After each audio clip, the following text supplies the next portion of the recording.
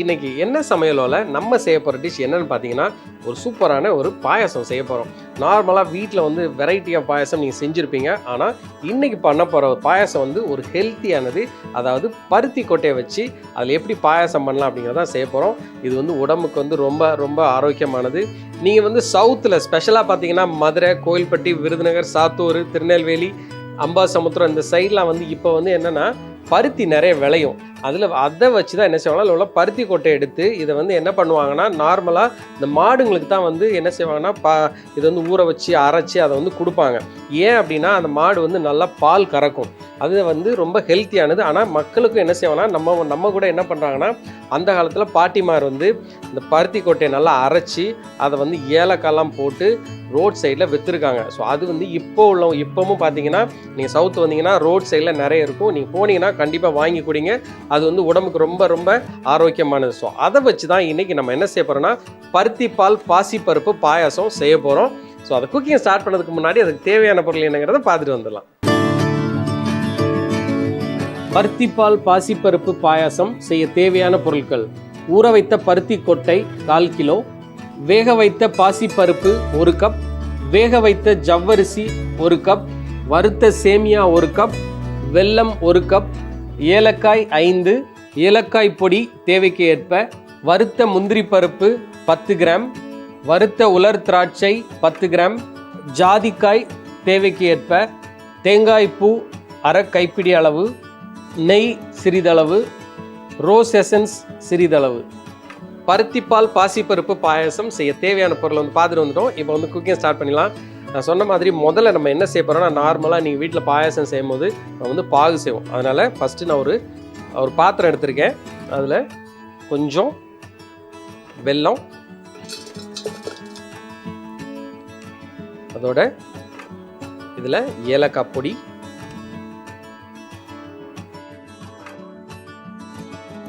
இப்போ இதில் ஜாதிக்காய், அதையும் என்ன செய்யலாம்னா இப்படியே துருவி போட்டுருங்க.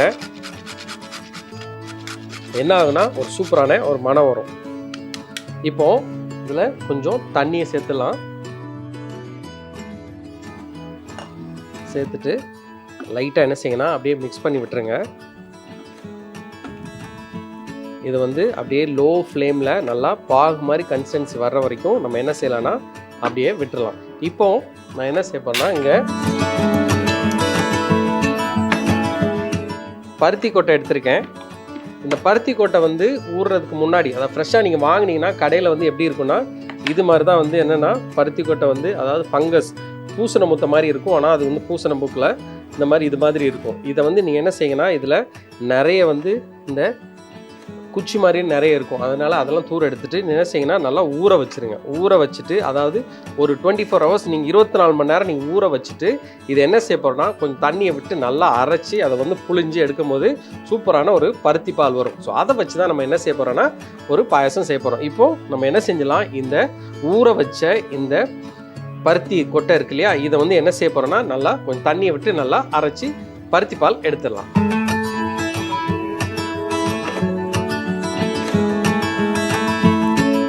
இப்போது நம்ம வந்து அந்த பருத்தி கொட்டையை வந்து நல்லா அரைச்சி எடுத்தாச்சு. பருத்தி பால் நீங்கள் பார்த்தாலே உங்களுக்கு தெரியும். இந்த பருத்தி பால் வந்து இந்த கன்சிஸ்டன்ஸில் வந்துடும். இது வந்து பார்த்தாலே ஒரு காஃபி மாதிரி இருக்குங்க. ஆனால் இது வந்து உடம்புக்கு ரொம்ப ரொம்ப ஆரோக்கியமானது.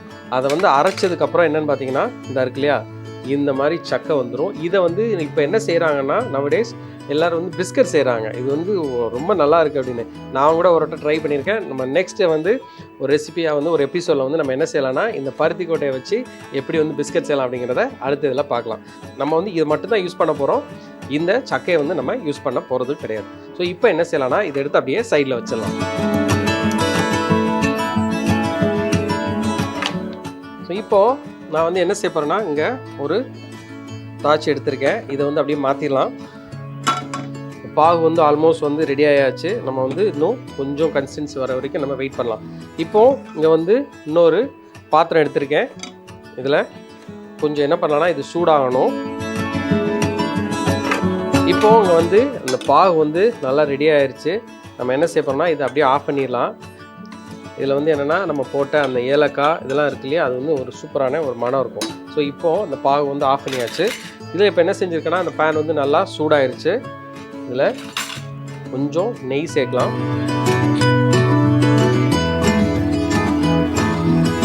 அந்த நெய் வந்து மெல்ட் ஆனதுக்கு பிறகு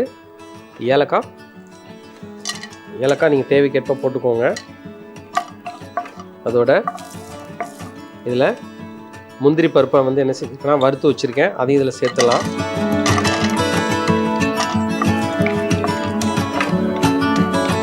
உலர் திராட்சை,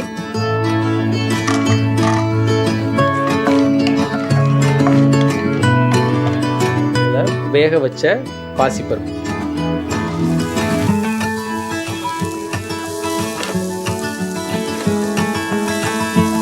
இதையும் வந்து என்னென்னா அப்படியே லைட்டாக மிக்ஸ் பண்ணிக்கோங்க. இதில் நம்ம வறுத்த இந்த சேமியா,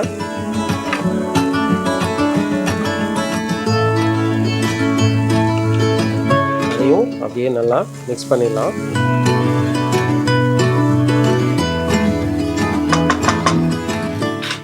இதோட ஜவ்வரிசி, வேக வைத்த ஜவ்வரிசி இதில் அப்படியே சேர்த்துலாம்.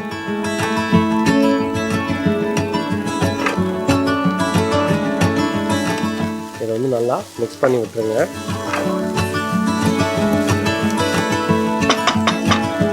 இப்போ நம்ம எடுத்த இந்த பருத்திப்பால் இதை வந்து அப்படியே இதில் ஊற்றிடலாம்.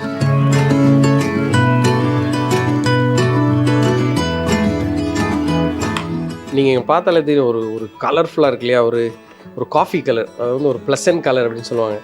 இதை வந்து என்ன செய்யலாம்னா ஒரு 5லேருந்து 6 நிமிஷம் நல்லா ஒரு கொதி வர வரைக்கும் நம்ம வெயிட் பண்ணலாம்.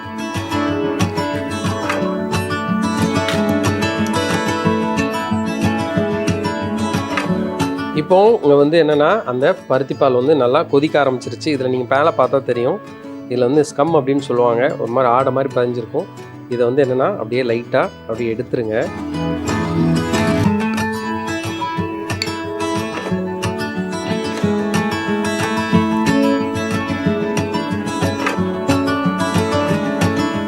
இந்த மாதிரி இருக்கும். இதை வந்து என்ன செய்யுங்கன்னா லைட்டாக மேலே வரும்போது அப்படியே நம்ம எடுத்துருங்க. இப்போ அங்கே வந்து இந்த பருத்திப்பால் வந்து கொதிச்சிட்ருக்கு. நம்ம வச்சுருக்கிற இந்த பாகை என்ன செய்ய போகிறோன்னா இதில் அப்படியே ஊற்றிடலாம். வந்து இனிப்பு வந்து உங்களுக்கு எவ்வளோ தேவைப்படுதோ நீங்கள் அதை தக்கன நீங்கள் ஊற்றிக்கோங்க. இப்போ உங்களுக்கு வந்து கருப்பட்டி வேண்டாம், இல்லை இந்த மாதிரி பாகு வேண்டாம்னா நீங்கள் என்ன செய்யலாம்னா அதுக்கு ஈக்குவலாக நீங்கள் என்ன பண்ணுங்கன்னா இதில் கொஞ்சம் சர்க்கரையை கூட நீங்கள் போடலாம், இல்லை நாட்டு சர்க்கரை கூட நீங்கள் யூஸ் பண்ணிங்கன்னா சூப்பராக இருக்கும். இப்போது இதை வந்து அப்படியே நல்லா மிக்ஸ் பண்ணி விட்டுருங்க. மிக்ஸ் பண்ணி விட்டுட்டு நம்ம என்ன செய்ய போகிறோன்னா இதில் தேங்காய் பூ,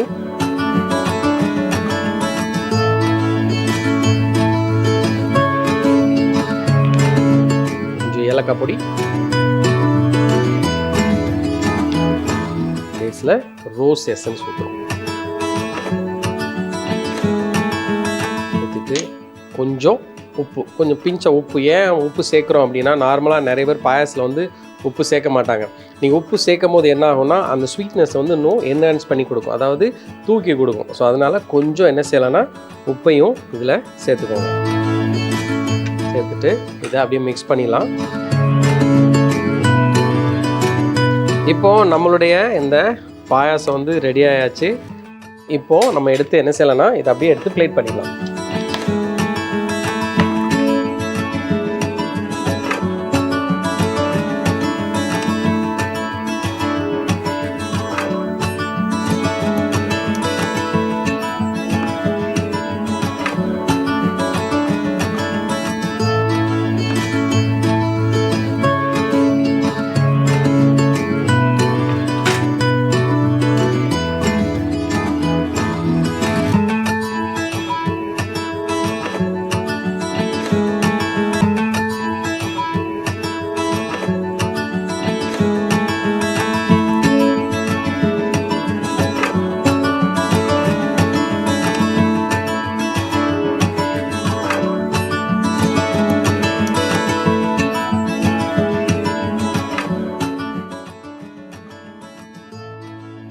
இப்போது நம்மளுடைய இந்த பருத்திப்பால் பாசிப்பருப்பு பாயாசம் வந்து ரெடி ஆயிடுச்சு. நான் சொன்ன மாதிரியே நீங்கள் ப்ரொசீஜர் ஃபாலோ பண்ணுங்கள். இதில் வந்து ஒரு லைட்டாக ஒரு கசப்பு இருக்கும். ஏன்னா கசப்பு வந்து தான் அந்த பருத்தி கொட்டையோடது. நீங்கள் வந்து கசப்பு வேணாம் அப்படின்னா கொஞ்சம் எக்ஸ்ட்ரா நீங்கள் என்ன செய்யுங்கன்னா நல்லா சீனியை சேர்த்துட்டிங்கன்னா அந்த கசப்பு தன்மை தெரியாது. கண்டிப்பாக நீங்கள் வீட்டில் ட்ரை பண்ணி பாருங்கள். இந்த குட்டீஸுக்கெலாம் நீங்கள் கொடுத்தீங்கன்னா இது வந்து அட்லீஸ்ட் வாரத்துக்கு ஒரு திருப்பாது சின்ன பிள்ளைங்களுக்கு நீங்கள் இந்த பாயாசம் பண்ணாட்டினாலும் இல்லை இந்த பருத்தி பாலை வந்து நல்லா காய்ச்சிட்டு அதை கூட நீங்கள் என்ன செய்யலாம்னா பாலோட சேர்த்து நீங்கள் கொடுத்தீங்கன்னா அது வந்து உடல் ஆரோக்கியமாக இருக்கும். அந்த சின்ன பிள்ளைங்களுக்கு பெரியவங்க யாருனாலுமே இந்த பருத்தி பாலை குடிக்கலாம்.